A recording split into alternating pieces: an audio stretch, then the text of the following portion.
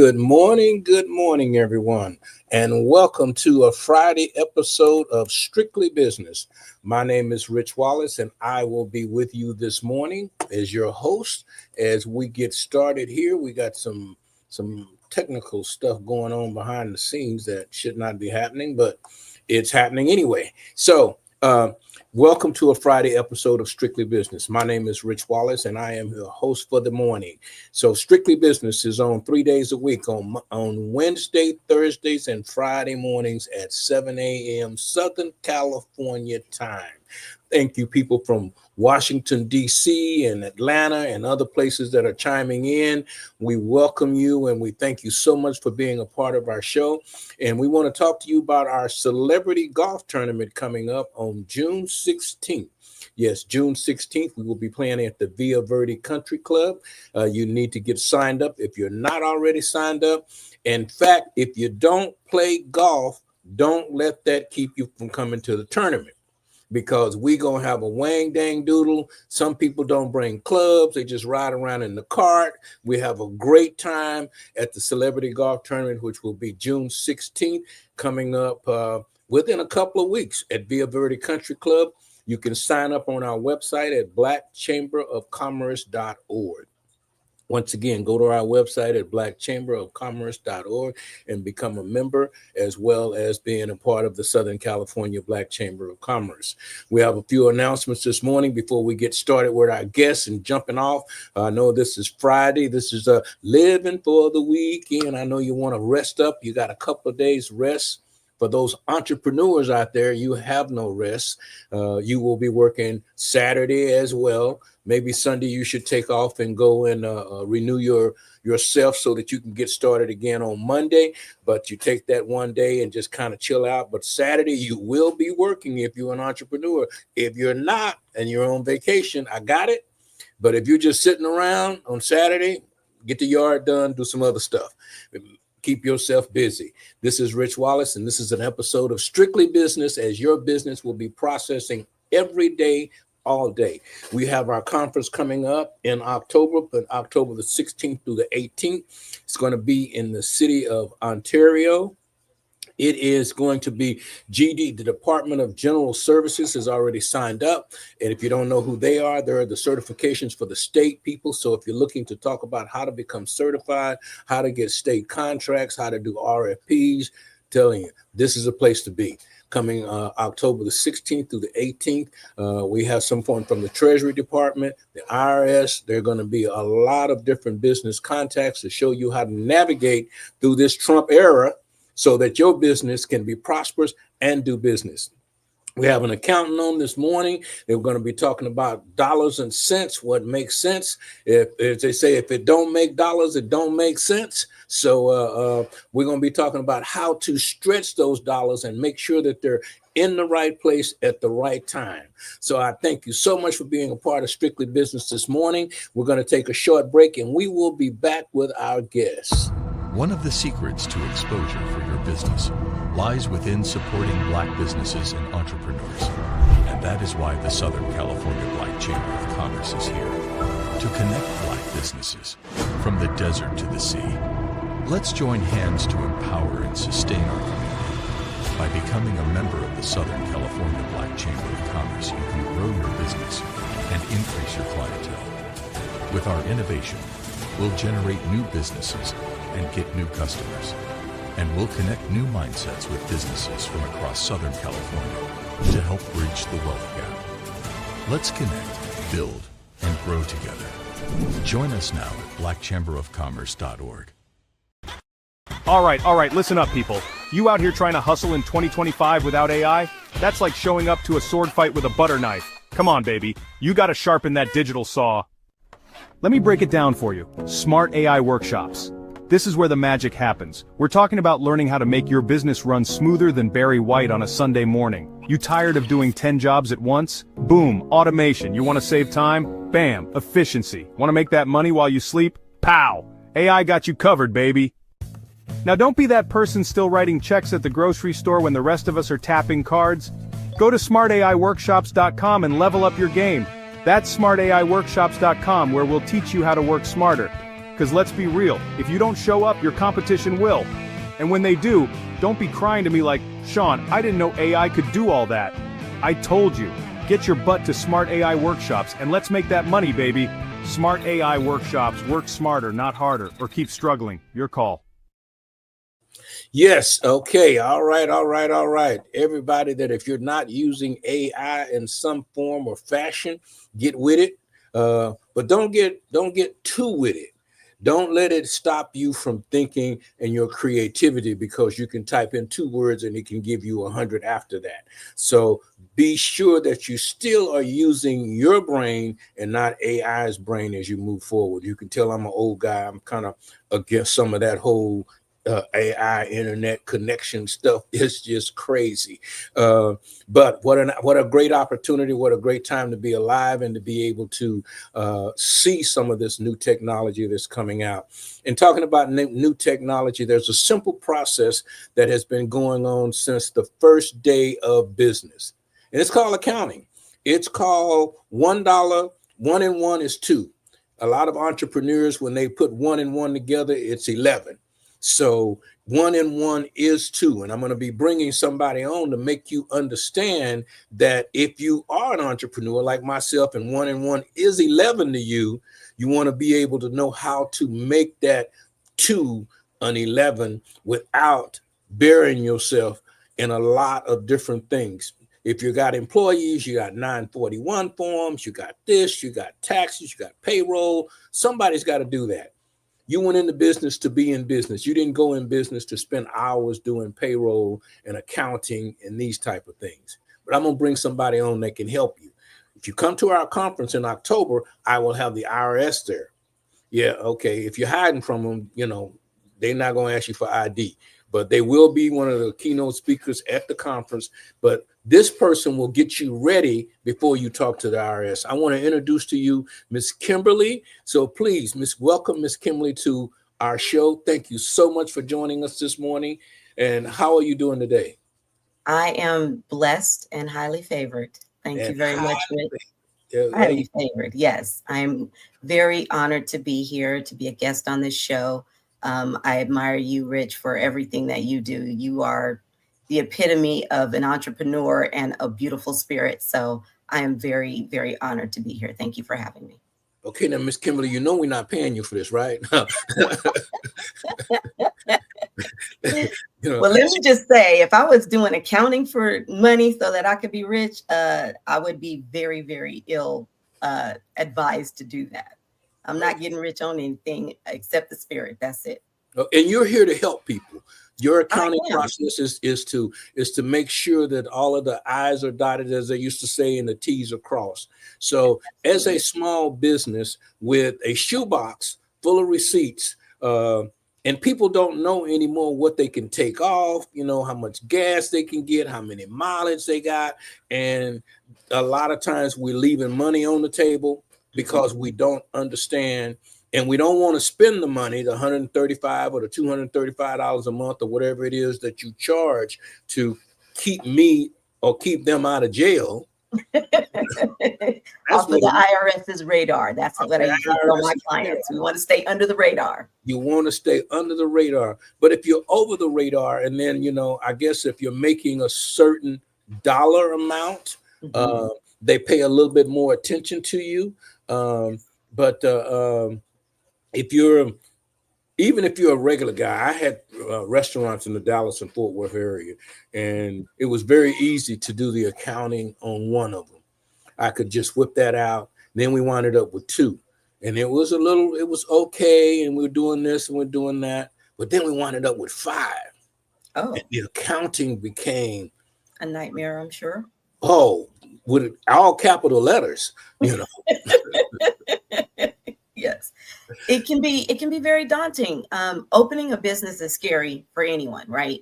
And if you are not an accountant, the question I always ask people to ask themselves: do you really need an accountant? If you're not an accountant and you are an entrepreneur, you have your own business, the answer is yes. There is no other answer. If you're not an accountant, don't even try. I mean, I like to say the phrase that goes around a lot: stay in your lane. You are, like you said earlier, You get into business to do whatever it is you're doing.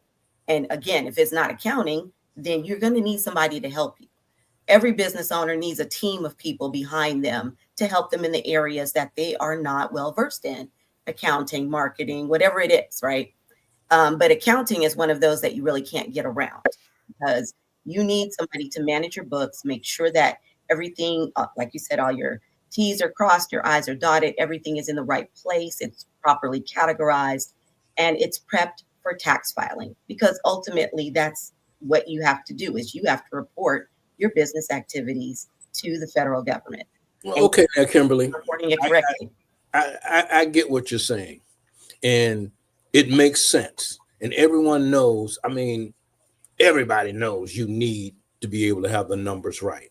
But as an accounting person, dealing with an entrepreneur, a dreamer, how can you handle that person and not kill the dream? Because lawyers and accountants, you know, my vision is this, and I can pay $10,000 a month over here. But when I go talk to my accountant, they go, "Where are you gonna get that money from? You know, what are you, out of your mind? How do you not bust the dream? Because I'm dreaming, and I'm dreaming big, but my dollars and my nickels and dimes are truly not adding up. And you sound like you're a believer. So, but I tell you, Kimberly, I'm believing the Lord. You know, He can manifest in it, this and that. You know, because God is this, and how do you not bust my spiritual dream that I can own a yacht and I don't have a job and I don't have no ideas, but I'm selling handkerchiefs. Well, I'll be completely honest. There are some people that you cannot get them to understand that everything has to happen in its time. So you can be a big dreamer, and I really feel like all entrepreneurs are. I mean, that is a dream in itself, is to be a business owner. But you have to be able to do it smartly. So what I do is I do sit down with people. Usually by the time I'm sitting down with a client, they've already started. And that's where I get in on the ground floor and help them build, create a strategy, create budgets, create forecasts. If you have no money coming in, and I do have clients that really, they just started. I have no clients. I have all expenses. Help me. I do help them. But basically it takes money to make money. So to start a business with no money and you don't have income, it's not usually going to work. If you don't have financing or you don't have grant money, you have to have some kind of infusion of liquid finances to even start a business. So you've got to be able to start. And a lot of people, I get the question a lot, Kimberly, myself, and say, I want to start a business, I'm going to start a nonprofit, and I'm going to get a grant. Well, it's really not that easy to get a grant. And the numbers have to be, you got to be in business for a certain period of time, or, and a lot of new businesses. And I'm pretty sure you get the question as well, especially for nonprofits. They believe, I'm going to feed the hungry and I'm going to get a grant from the government, or I'm going to do this, or I'm going to do that. I'm going to start a shower thing and I'm going to get a grant. And a lot of them right now, I'm in a process here at our school. We have a charter school called Youth Build, along with the Black Chamber of Commerce. And I have to get a CPA audit because I'm trying to get a grant. And the grant says that I have to be audited by, and I've actually, and you may be able to help us out with that, I've actually been on the phone calling CPAs, and a lot of them are saying, we're not taking any new clients. And I'm thinking, what do you mean? I'm trying to give you some business. Are you guys that busy in the accounting or the CPA portion, or that like insurance companies today? Insurance companies are going, no, we're not going to take you, and for no reason at all, they're counseling for people's fire insurance and this and that and all these different types of things that they're backing away from. Are you backing away from clients? Or you taking on new clients? Or when I come to you with my shoebox, am I there with you for the next 5 years? Or how does that work? Well, that's a lot of different questions all at once. It is. Let me answer the last one first. Okay. Yes, I am taking on new clients. My goal is to be here for the small businesses that are really trying to start. I'm trying to be that answer to the first question you had, which is these CPAs that you're calling and they're saying, I'm not taking any new clients. And you asked, are they really that busy? Let me be real. They're not. What it is you are a nonprofit asking for an audit. Audits take time, and CPAs are just like lawyers or any other business. A for-profit business is in the business of making money. There's a lot of money to be made in an audit because audits take a lot of time. So they're very time intensive. So one, a CPA has to have the time to perform an audit. Okay. So they may not have the time, even though they have the room for a client. You understand the difference, what I'm saying? And then the other part of it is, if you're a nonprofit and they're trying to do this audit so you can get a grant, that means you don't already have the money. So they're going to weigh the risk of, do I want to take this client on and put all this time and effort into it, and he doesn't get the grant? Can he pay me? Are they that expensive? Yes. Oh. Yes. Okay. CPA. Okay. So a misconception, or maybe even a non-conception, if you will, people don't seem to really understand the difference between accountants and CPAs. Yeah, I don't. Okay. A CPA is an accountant. Okay. We start out as accountants, but the CPA's focus is primarily on taxes. So that's the main difference. In order to become a CPA, you have to be an accountant first. You have to have your degree in accounting. And then you can go on and get your license, because CPAs are licensed to do taxes. Now, in America, anybody can do taxes. That's why there's all the free software. You don't have to have a license to do taxes. But CPAs are licensed to do taxes because they are in their specific state. They learn the tax code, and they have to stay up to date on all the tax codes in order to keep their licenses current. And so they learn the loopholes. They learn all the different ins and outs, and they're the ones that are best at tax strategies, rather than an accountant who doesn't focus on taxes all day, every day. So that's the main difference between a CPA and an accountant. So if you go to a CPA, they're going to charge you more. That's just the bottom line of it.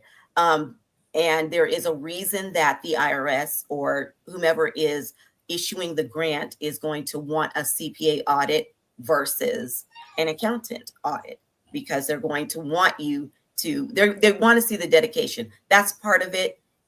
It's not explicitly said, but let's all understand the bottom line is they want to see how serious you are about this company you're trying to build and this money you're asking for free. Okay. So now, as an accountant, basically you just get me straight. Do you actually file my taxes? Or I can. Okay. I can file taxes. There are a couple of states, and I'm sorry, I don't remember them offhand, but it's only about 4 or 5 states where you have to have a license to file taxes. And so those states I don't mess with. And I really try to stay away from any complicated tax situations because I'm not a CPA. But small business taxes, I have 2 small businesses myself. I file my own taxes. I've been doing that my whole life. I can file individual taxes. I can file certain small business taxes. But if I can't, I do have a group of people, a group of colleagues that I work with, other CPAs that I can either refer to and they can assist me with it, or I can refer my clients out to them and those people can help them file their taxes. Okay. Now, do you do taxes for individual non-business people, just regular folks with Absolutely. jobs? Okay. So you can do that turnaround. Now, in doing taxes, I have a friend of mine, Lisa Hamilton. She's an IRS agent, and she's a real IRS agent. She's, she locked folks up. Oh boy. Her husband and I play golf together. We're good friends. And he told me once that he had to stop by his accountant and get his taxes. And I'm like, Lisa doesn't do your taxes? He goes, oh, no. He says she's an IRS agent, you know. So he has somebody outside. Now, my question to you is, do you do your family people, cousins, nieces, sisters, brothers, children's taxes? I do. I do the ones who ask me to do it. Okay. But you know, it They can don't be want you to kind of know the touchy business, so with they do. family. People Yeah. don't always want you to know how much money they make and all that stuff. Yeah. So Oh, yeah, I got I that. don't force myself. They just know I'm here if they need me. Yeah, and that's a good thing when you're doing business with us as family and friends. A lot of times, my help is right sitting next to me, but I don't want Kimberly to know I need help or I am in trouble. And then when trouble just goes all wild, I'm like, Kimberly, this is what's going on with you, you know. And you say, well, you should have called me 6 months ago. Exactly. Now you done got all these letters from the IRS and the people done said this and that. And now I can't help you. Now I'm mad at you because you're not going to help me. And you an accountant, help me. Right. So is there anything that you can do in writing letters? I had at one of my businesses, I thought we had filed the taxes on time and we had not. And then I get a letter in the mail from the IRS saying that I was penalized because I didn't file my taxes on time. And I'm thinking, how did that happen? So I asked my person, oh, I did this, I did that, and you didn't sign the form, so we didn't get them in. Oh, wait a minute, you know. So when the man comes, he comes to the client and not you. Do you stand in for your client ever? Is there a circumstance that you would like, okay, let me go talk to him for you? It depends on the amount of authority I have that I've been granted. For some of my clients, both individuals and businesses, I do have a power of attorney. As a power of attorney, yes, I can stand in and intercede on their behalf with the IRS. If I don't have a power of attorney, it's kind of touch and go. Like, for instance, if I do my nephew's taxes, I'm just giving an example. So we're family, and on the tax return, he will have, there's a part where you can say, I authorize this third party to speak to the IRS about my taxes. Then my information is there. The IRS has they can choose not to go to me. They can choose to just go to him directly, but I am there. I'm available. And that's all that is. That's the full extent of that authority, is that I'm available to speak to them about that specific tax return if the IRS chooses to call me about it. But I can't make them. And without a power of attorney, I can't initiate anything. Okay. Now, is the final will, and or do you do what is it called when you put your property in a Like a trust? In a trust? Do you do trust and final paperwork, or just No, accounting? I do not. That's yeah. That's a Above different my pay grade. Okay, all right. Just kind of curious about that, you know, Yes. because people don't know where to get. And people are telling me now that I'm getting older, you need to put this in a trust. You need to put this in a trust. You know, like, okay, who do I trust with this? You know, where do I go to get that? You know, you used to be able to look in the phone book, you know, and if you Google it, 5,000 people will call you when you finish Googling. You know, it's the craziest thing in the world. You know, you look for a shirt, and then all of a sudden you got a whole bunch of suit stores calling you on the phone and sending you emails and all of that kind of stuff. The instantaneous stuff that we have today is, you know, not good for old people. I don't like it, you know. It isn't. There's too much. It's overstimulating. But I will say, if I can put a plug in right here, I will say that being a member of the Black Chamber of Commerce and being able to network and meet people that do these things, or at least know other people that do these things, that is an awesome advantage that we have. And I mean, if we just let people we know that we know people that do these things, the word will spread and everything will get a lot better for people. We don't have to Google everything. Yeah, word of mouth is always a great way to be able to connect, because if someone comes to me and they go, well, Kimberly told me to give you a call, I mean, that gives them a little bit of, okay, I'll talk to you. Got a little bit of weight on it. Yeah, that puts some weight on it, and that's important because there's so much crazy fraud and this and that going on. You don't know who to talk to. You don't know which email to answer, Right. and these kinds of things. So we're going to take a real short break here, real quick, take a spot, and then I want to come back and ask you about how a person handles it when somebody else files their taxes. Okay. Yeah. Business owners are raving about the new talk show, Strictly Business with host Rich Wallace. Tune in as the top experts in business share their success stories, strategies, guidance, and advice to help you grow your business. With guests from the top companies to your favorite influencers, Strictly Business with host Rich Wallace is the show to watch for all things business. Our conversations are strictly business. We discuss new funding options, new business initiatives, best business practices, all things business explained. We provide you with the tips you need for your business, all in one morning business talk show. Be sure to tune in. Are you a business owner? Do you have a story to share? Are you able to help our audience? Then we want you on Strictly Business with host Rich Wallace. Visit the website at edgetvnetwork.net and select Be a Guest to schedule your appearance today. Are you ready to change your life? Let us help you. At Youth Build Charter School, you can get a high school diploma and kickstart your dream career in no time. We offer high school diploma programs in construction, CNA, military, college, and entrepreneurship. If you are between the age of 16 and 24 and you want to manage your studies with a job, recover your credits, or graduate early, we can help you achieve your dream. Call us at 1-888-395-4408 or visit youthbuildinlandempire.org. Life Builders Incorporated is a 501c3 nonprofit organization committed to making a difference in the lives of youth and adults from all socioeconomic backgrounds. We are dedicated to improving the mindset, educational attainment, and whole body wellness for all clients, in addition to creating opportunities for success. My purpose is my passion, and my passion is my purpose.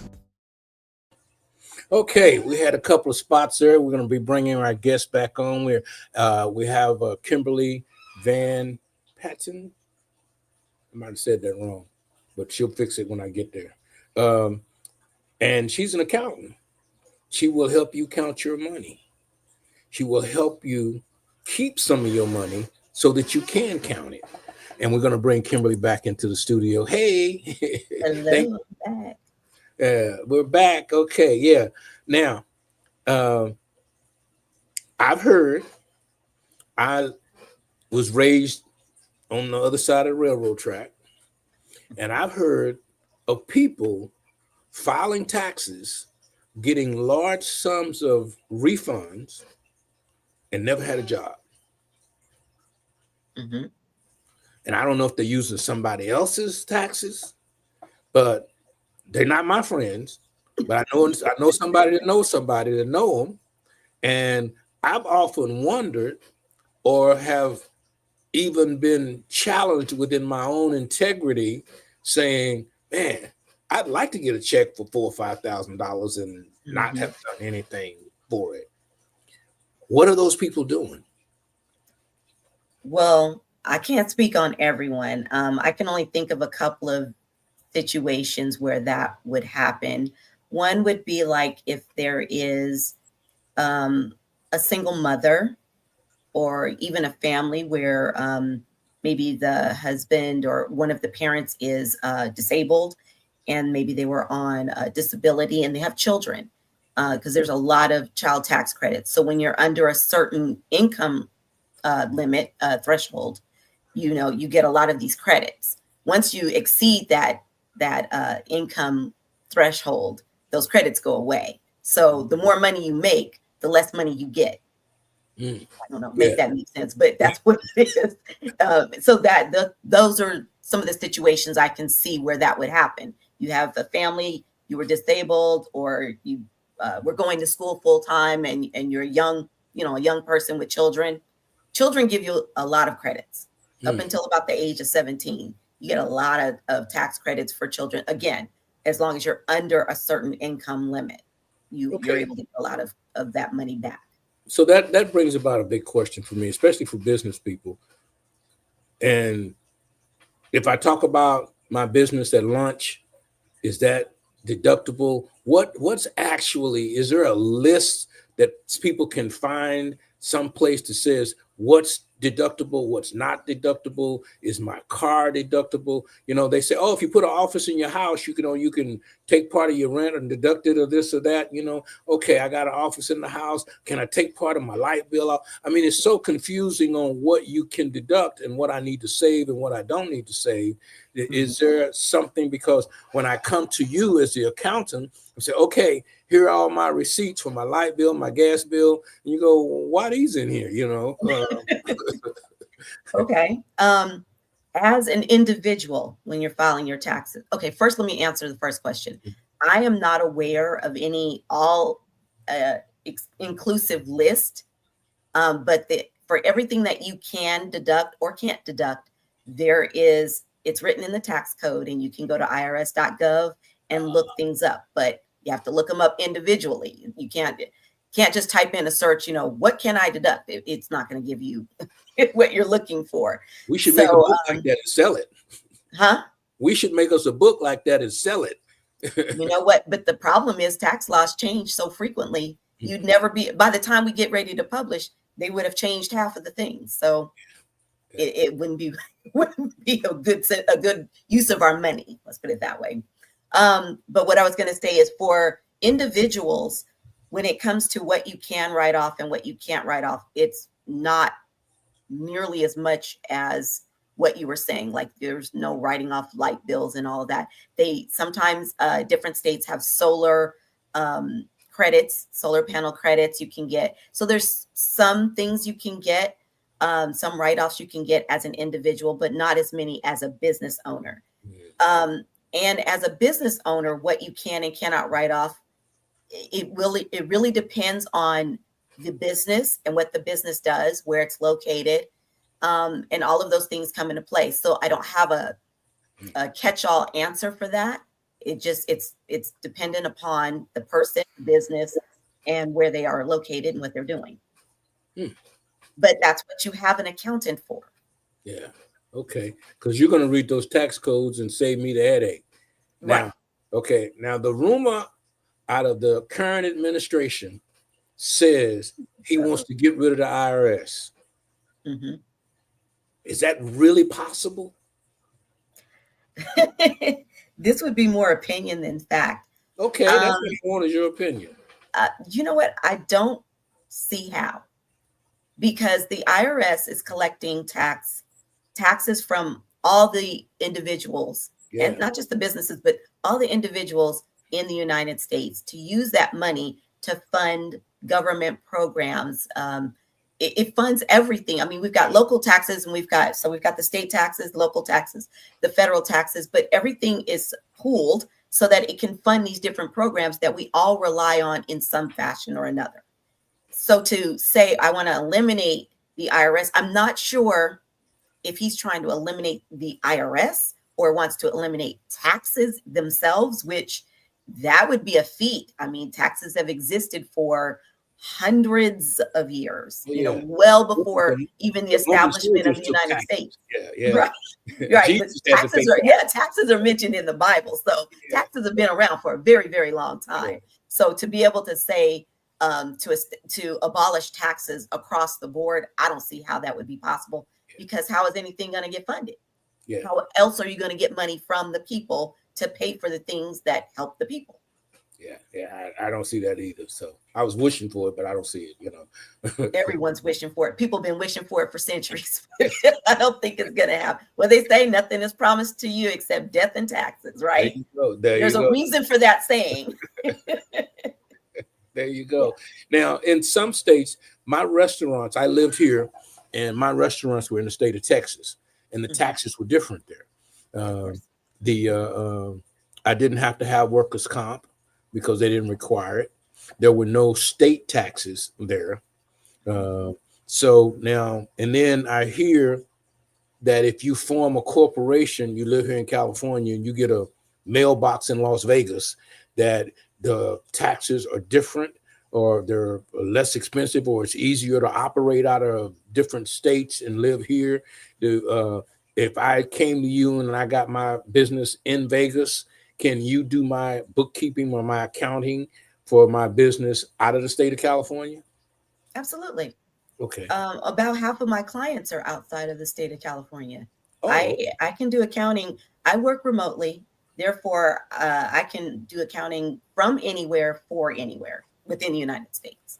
okay. So yes, you don't have to live in my state in order for me to be able to do your books.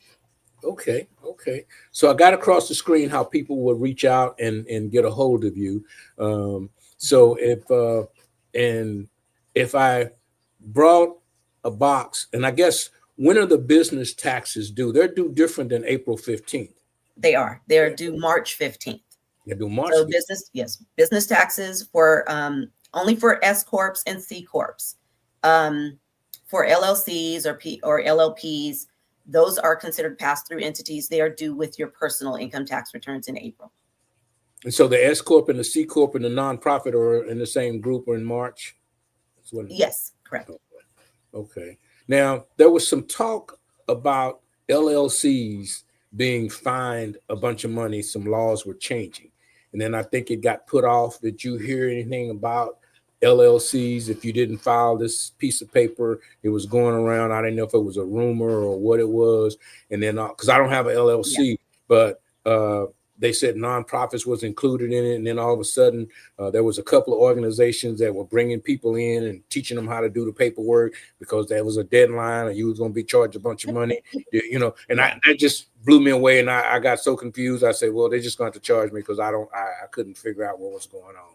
And it was too many workshops that were saying too many different things about what it was and when it was and what it. So I didn't do one here at the chamber. I kind of listened, and we had some members that were charging people to do that paperwork process to keep your LLC from being charged. What do you know about that? That was the business ownership information report. There was so much chaos behind that whole situation. It was last year, it was on hold. They paused it, then they put it back on. But the penalty was you had to file this report by December 31st.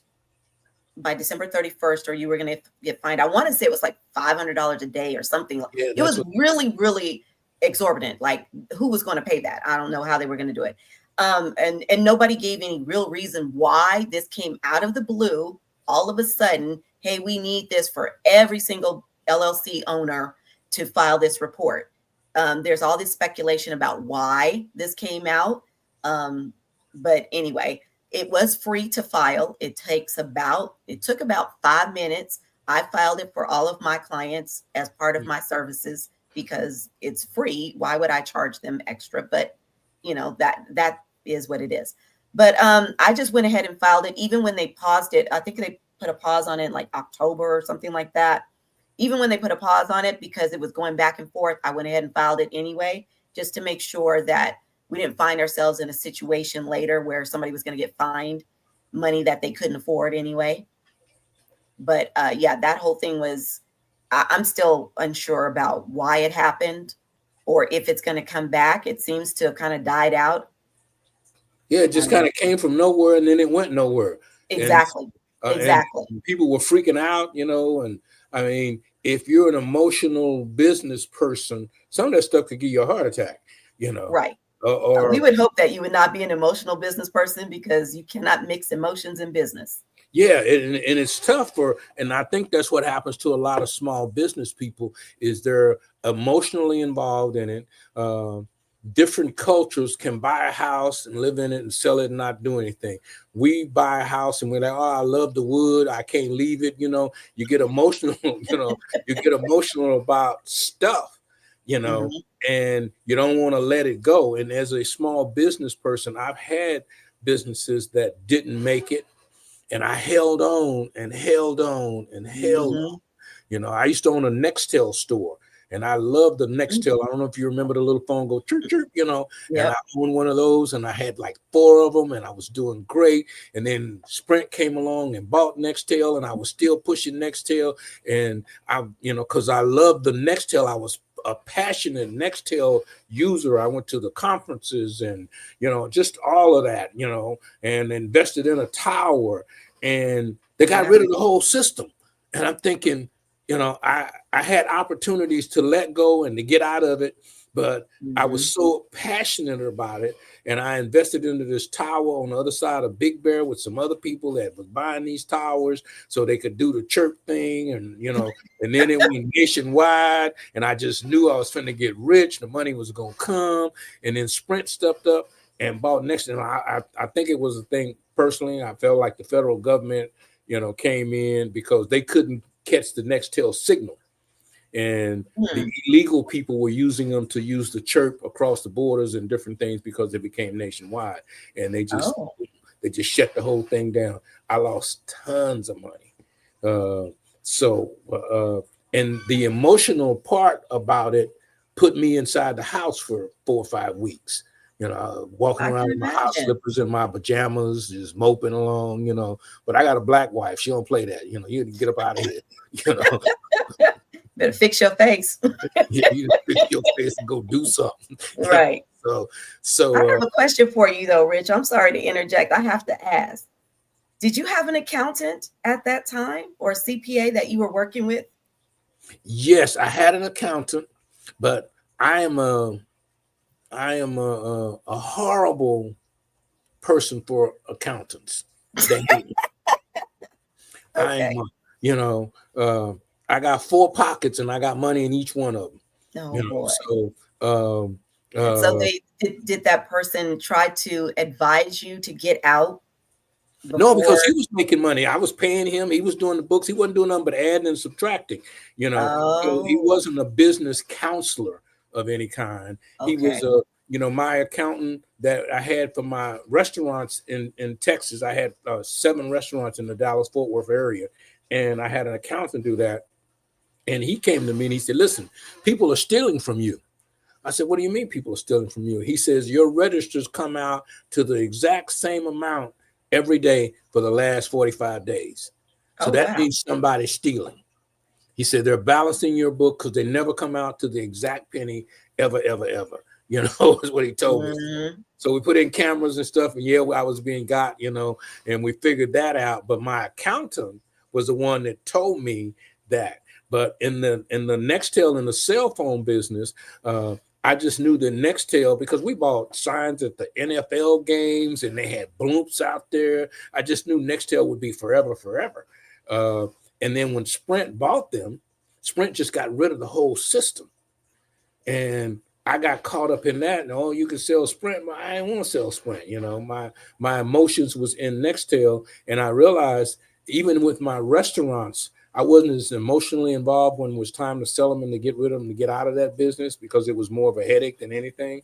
You know, I had 100-something employees trying to keep up with, you know, I can't make it to work today, and, you know, and my, you know, and this and that, you know, and I can't cash my check because the bank charged me $10 and, you know, it's just all kind of crazy stuff. So when it was time to bail out of that, you know, I was like dancing down and I was doing a jig. So that was fine. But I had bought in, and so many small business people, and I'm saying all this to say that so many small business people love what they're doing.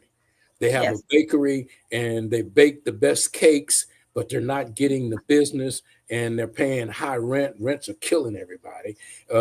So how does that insurance? Yeah, and insurance and the rent and all of the back door of the business, which you did not get in business for, it's what's actually forcing you out the door. And they got a lot of business counselors and people that do this and do that. I'm a business pirate. I go in and I look for businesses that are not doing well, and I buy them cheap, you know, try to buy them cheap stock stuff. I sell it off or keep it or whatever, you know. But I learned from that experience is that it is so hard for an entrepreneur to let go of their dream and their vision, even though they're drowning. Right. So how do you deal with a drowning person that's and you got a red pencil, and I know you use that red. My guy, I told my guy, you need a different color, because this red, every page I turn, there's some red on it, We don't use pencils anymore. Everything's digital and electronic, but I do use the red with You the do? negative, with the parentheses. Yeah. So there's still a lot of red in a lot of plants. Mm. How do I deal with a client that's drowning? Well, one of the things that I really work hard on is to try to keep my clients from drowning. So we strategize. I do budgets and forecasts, and we go over their financial reports quarterly to try to see what, try to get ahead of things. So we want to see, I want to advise them, where are you doing really well? Where are some areas where you might want to clean things up, tighten things up? Where are some areas where you might want to, make a turn, do something different? If they have products, are these products selling well or not? Versus how much you're bringing them in? What is your profit margin? Are you really making any money on it? So if you have an accountant that has advisory, and this is more advisory, if you have an accountant that's offering you advisory services, take it, because that's what you need as a small business owner. Again, the small business owner is focused on doing the business. They're focused on making that money, trying to help the business grow. But an accountant that is offering advisory services is your partner. They can help you make it grow by trying to, keep you from running into a wall if they see that wall coming. And you can see it if you keep up on your financial statements quarterly. You'll be able to start really seeing the trends, and you'll be able to see where you're doing well and where you're not. Now, And that's important. now, and people are the most expensive thing you can have in a business. Have Oh, my you had to go to one of your clients and go, listen, you need to fire this person? Have you had to say to one of your clients, okay, you got 5 people working there, you need to get rid of 3 of them? Mm-hmm. Have you had to do that? Yes. Yes. And they didn't. Of course. Nope. And it's hard to let go of people. Yeah. Well, you know what? At the end of the day, I know I have done what I was supposed to do. I have advised my client to the best of my ability to do something to keep them from either losing their business, losing more money, going underwater. If they take my advice, great, because usually it'll turn around. If they don't, and I will say this, just being human, I get a little salty if they don't take my advice and then it blows up in their face and then they want me to fix it. That's not fun for me. I was trying to avoid all this extra work. But it is what it is. Like you said, people get emotional. And then sometimes there are people who think, well, she's not doing what I'm doing. She's not running this business. She doesn't understand that this person is intricate to my business. I need this. No, there are plenty more people you can get. Why don't you get one that comes to work on time? Let's try that. Yeah. That is so hard for small business people because, and you shouldn't. And I try to distance myself from people that work for me, but I like people. I want you to be happy to come to work, and so now we don't hang out together after work or anything like that. We don't go and barbecue in the backyard. I keep that separate, but at work we're one. We're on one accord, and I'm walking around here. We family, and I go, well, Kimberly told me I gotta let you go. So the numbers don't show, and I gotta listen to Kimberly because she's the bottom line. Right. But then we go back to my whole original statement is that how do you deal with an entrepreneur that's in love with his business and you're the bottom line person? This ain't working. Stop buying these handkerchiefs because you're not selling them, and that is usually the fight that's my fight between my bookkeepers and my accountants and my staff that works here. And, I bought a copy machine that was $125,000. Everybody around me blew up. Like, I cannot believe that you did that. Yeah. Why would you buy it and not lease it? Yeah, well, I leased it, same, the payments is payments, people say, oh, okay, yeah, you can, I leased it so I can write the payments off, but I still got to make the payments. But when I did that, it did an uproar. because there were people that felt that I could pay them more If you hadn't bought if I hadn't bought this equipment. right. And I thought, well, I can't get any more out of you. This equipment is going to allow me to make more money, and it's going to speed the process along faster. Mhm. So, and I really, really wanted it, you know. So, I'm not lying. I really, really, really wanted it. So I did have an uproar, and I did have one or two people that actually left because they wanted more money, and they felt like that I didn't appreciate them because I bought something and I could have invested that money into them. But they were, like you say, they really wasn't coming to work on time. You know, I didn't even count that in. I missed them when they were gone. And that's the problem about hiring family and friends. When they leave you, they mad at you forever. Right. And it's a tough situation for a small business to be in, because my accountant said I got to get rid of you because the numbers don't match, or I got to lower your salary, and the rules of what you can pay a person is rules now. So I can't lower your salary. I can't do this. I'm trapped. And I just really wanted to sell cakes. And I got all Right. Well, one thing I do advise all of my clients, you need an employment agreement with everybody you employ. I don't care if it's your child, your mother, your cousin, your husband, have an agreement in writing. Because at the end of the day, you still got to see this person. You're still related to this person. And the best way to make sure that everybody, if you have to part ways, everybody parts with an understanding of, you know, hey, this is what it is. I came in with this. I knew I'm leaving with this, is to have it all in writing.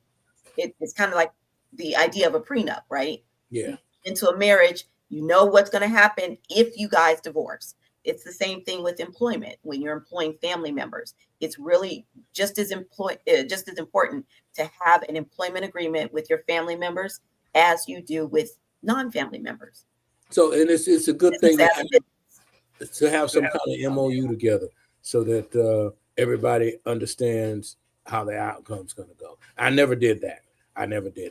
And most people don't. Most people, especially small business owners, because we start out small and we're going to bring in as many people as we can, because usually family will help for half the cost, no cost, whatever. And you bring them in. But as you grow, you know, you're growing. And a lot of times we start growing, we see all this money, we forget about the people that helped us get there. And we don't give them their just due. We don't promote them. We don't increase their salary at a ratio that's equivalent to the work they did when you weren't paying them. And so they don't feel appreciated. They're mad at you. You feel like they're taking you for granted. You're mad at them. It just never works out. So start out on the right foot. As a business owner, treat every transaction as a business transaction, regardless of who it's with. What's the world we live in today, huh? Well, yeah. I mean, we've created the monsters that we are. Seriously, this is how society has evolved. Yeah. You know, there was a time back in the day where everybody was good on their word. You know, if I make $100, I'm gonna give you 50. Okay, but now it's like, if I make $100, I'm gonna give you 50, and then I make $100. Like, but you didn't really work for 50. You only worked for 25. Right. Yeah, it's unfortunate, but when you don't have something in writing, that's when you have a lot of angry feelings and a lot of things said that shouldn't be said, that sometimes you can't take back and you can't apologize for. And it's just really difficult to mix business with family unless you have something in writing. Wow. I mean, that's a tough thing. That's just part of business. We're going to take a short break, and then we're going to come back with Kimberly, and she's going to leave us with some final closing words here in just a couple of seconds. All right. Good news for the Southern California business community. Now you can add your business to the Southern California Black Chamber of Commerce Business Directory complimentary. We have been working tirelessly to build a list of Black-owned enterprises in Southern California. This is an excellent way for you to be a part of an expansive network and find your ideal customers, business partners, and vendors. So don't waste time. Visit blackchamberofcommerce.org today. And All right, listen up, people. You out here trying to hustle in 2025 without AI? That's like showing up to a sword fight with a butter knife. Come on, baby. You gotta sharpen that digital saw. Let me break it down for you. Smart AI workshops. This is where the magic happens. We're talking about learning how to make your business run smoother than Barry White on a Sunday morning. You tired of doing 10 jobs at once? Boom, automation. You want to save time? Bam, efficiency. Want to make that money while you sleep? Pow! AI got you covered, baby. Now don't be that person still writing checks at the grocery store when the rest of us are tapping cards. Go to smartaiworkshops.com and level up your game. That's smartaiworkshops.com, where we'll teach you how to work smarter. Because let's be real, if you don't show up, your competition will. And when they do, don't be crying to me like, Sean, I didn't know AI could do all that. I told you. Get your butt to Smart AI Workshops and let's make that money, baby. Smart AI Workshops, work smarter, not harder, or keep struggling. Your call. Okay, we're back and we're here with Kimberly, and we're going to be wrapping up our session this morning. I've had a lovely time with you. I really appreciate you coming on our show and, kind of dealing with my offbeat questions. I know we were talking about accounting, but accounting is part of life, and we wanted to be sure that your life is on the right track. And I've got Kimberly's phone number and her email address here. So if you, this will be played on our Edge TV network, as well as it's on Facebook and it's on some other platforms, YouTube, and what else is that? LinkedIn. We will send you, I think my office will send you a copy of it, or send open an email so you will have it. And if you want to chop it up and do whatever you would like. But I really appreciate you being patient with what we have here. I've learned some things. I've been in business most of my adult life on my own. I am that 1 + 1 = 11 guy. And this has driven people crazy. It has gotten me in trouble, and it's gotten me out of trouble. But it's a tough thing to deal with when you're the person that holds you don't use pencils anymore, that holds the pen and say, hey, slow your roll. You can't do this, you can't do that. And then, and I pull out my Jesus card, so we can do all things through Christ that strengthens us. Exactly. I'll in a minute, but the reality sets in, and you have to be able to do what you can do. So I'm going to give you an opportunity to, give us some final words on accounting and what we need to do. And I just appreciate you coming on and having conversations with us this morning. Yes. Well, thank you, Rich. I appreciated being here. I appreciated the line of questioning and how it just organically moved. I had a great time. Thank you so much for that. If I could leave some final words, I would just say that if you are in business or going into business, try to find a trusted accountant. And as Rich mentioned earlier, when you Google, you're going to find tons and tons of people. I have tailored my business to cater to small and medium-sized businesses, particularly those that are women-owned or minority-owned businesses, because I feel like we need a little bit more help, and I am intimately aware of the types of struggles that we face. So I'm here. I'm available for people. I can consult. I can help. But if I can leave you with any piece of information, just know if you have a business, you need an accountant. If it don't make dollars, it don't make sense. If you have a business. Shout out to DJ Quick. And listen, I'm going to tell you this. If you have a side hustle, you need an accountant.